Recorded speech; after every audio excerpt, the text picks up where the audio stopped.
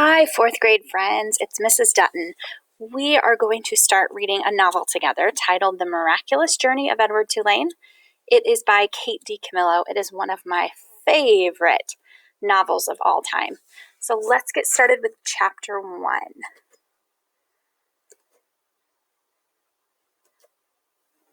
Once, in a house on Egypt Street, there lived a rabbit who was made almost entirely of china.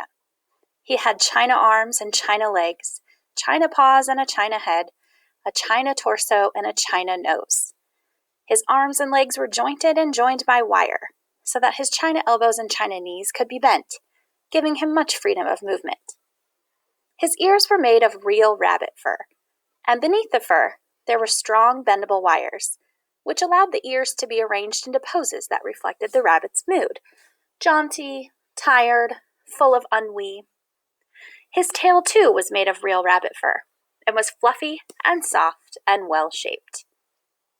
The rabbit's name was Edward Tulane, and he was tall. He measured almost 3 feet, from the tip of his ears to the tip of his feet. His eyes were painted a penetrating and intelligent blue. In all, Edward Tulane felt himself to be an exceptional specimen. Only his whiskers gave him pause. They were long and elegant, as they should be, but they were of uncertain origin. Edward felt quite strongly that they were not the whiskers of a rabbit.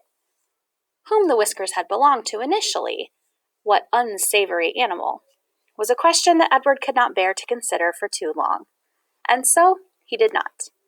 He preferred, as a rule, not to think unpleasant thoughts. Edward's mistress was a 10-year-old, dark-haired girl named Abilene Tulane, who thought almost as highly of Edward as Edward thought of himself. Each morning, after she dressed herself for school, Abilene dressed Edward. The china rabbit was in possession of an extraordinary wardrobe, composed of handmade silk suits, custom shoes fashioned from the finest leather, and designed specifically for his rabbit feet, and a wide array of hats, equipped with holes, so that they could easily fit over Edward's large and expressive ears. Each pair of well-cut pants had a small pocket for Edward's gold pocket watch. Abilene wound this watch for him each morning. "Now, Edward," she said to him after she was done winding the watch, "when the big hand is on the 12 and the little hand is on the 3, I will come home to you." She placed Edward on a chair in the dining room and positioned the chair so that Edward was looking out the window and could see the path that led up to the Tulane front door. Abilene balanced the watch on his left leg. She kissed the tips of his ears, and then she left, and Edward spent the day staring out at Egypt Street, listening to the tick of his watch and waiting. Of all the seasons of the year, the rabbit most preferred winter, for the sun set early then, and the dining room windows became dark, and Edward could see his own reflection in the glass. And what a reflection it was! What an elegant figure he cut! Edward never ceased to be amazed at his own fineness. In the evening, Edward sat at the dining room table with the other members of the Tulane family: Abilene, her mother and father, and Abilene's grandmother, who was called Pellegrina. True, Edward's ears barely cleared the tabletop, and true also, he spent the duration of the meal staring straight ahead at nothing but the bright and blinding white of the tablecloth. But he was there, a rabbit at the table. Abilene's parents found it charming that Abilene considered Edward real, and that she sometimes requested that a phrase or story be repeated because Edward had not heard it. "Papa," Abilene would say, "I'm afraid that Edward didn't catch that last bit." Abilene's father would then turn in the direction of Edward's ears and speak slowly, repeating what he had just said for the benefit of the china rabbit.